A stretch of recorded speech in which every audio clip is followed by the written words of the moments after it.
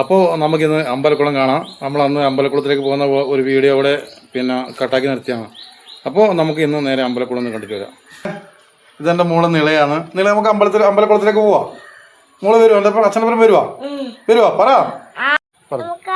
അമ്പലക്കുളം കാണാൻ പോവാ. കുഞ്ഞുമോടത്തിനടുത്ത് നേരെ ഇറങ്ങി വന്ന സ്റ്റെപ്പാണ്. വാന്നിളേ ഇറങ്ങണ്ട, അത് നല്ല വെഴുക്കുണ്ട്. അപ്പോൾ നമുക്ക് നോക്കാം. അവിടെ കൈ പിടിച്ച് ഇതിപ്പോൾ നമ്മളിതാ കുളത്തിലില്ലതാണ്. ഇപ്പം നമ്മൾ കുളത്തിലെത്തി കഴിഞ്ഞു. അപ്പോൾ ഇവിടെ കുറച്ച് കുട്ടികളെല്ലാം കുളിക്കുന്നുണ്ട്. അപ്പോൾ കുളിച്ച് കഴിഞ്ഞു വരും. അപ്പോൾ ഇതാണ് നമ്മളെ അമ്പലക്കുളം. ഇത് അമ്പലക്കുളം രണ്ട് പാർട്ടായിട്ടാണ് ഉണ്ടായിന്. ഒരു നടുക്കി കൂടി മതിലുണ്ടായിന്. അപ്പുറത്തെ സ്ത്രീകളും ഇപ്പോഴത്തെ പുരുഷന്മാരെ വിളിച്ചിട്ടുണ്ടായിന്. ഇപ്പം മതിലെല്ലാം പോയി. ഇത് നമ്മൾ പിന്നെ കുളപ്പുരയാണ്. ഇത് നമ്മൾ കുളിയെല്ലാം കഴിഞ്ഞ് കൂടി കയറിയിരുന്ന് തോർത്താനും എല്ലാം ചെയ്യാൻ പറ്റുന്ന സ്ഥലമാണ്. അപ്പോൾ മുകളിൽ നല്ല മേൽക്കൂരയിലായിട്ട് മഴയൊന്നും നനയില്ല.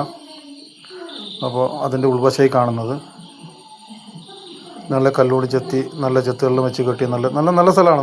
നല്ല ഉറപ്പില്ല കുളപ്പുരയാണ്. അതാ ഒരു മരത്തിൻ്റെ തൂണിലാണ് അതിൻ്റെ മേൽക്കൂരയിൽ നിൽക്കുന്നത്.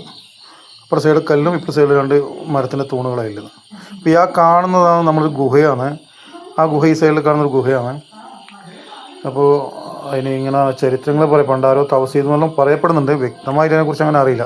ഇതൊരു ആമക്കല്ല, ഇത് ആമേൻ്റെ ഒരു കല്ല്, ആമേൻ്റെ പുറന്തോട് കൂടിയിലെ കല്ലാണ്. ഈ കാണുന്നത് തീർത്ഥക്കണ്ടറാണ്. എല്ലാം കാട് വന്ന് മൂടിയിട്ടേ ഉള്ളത്.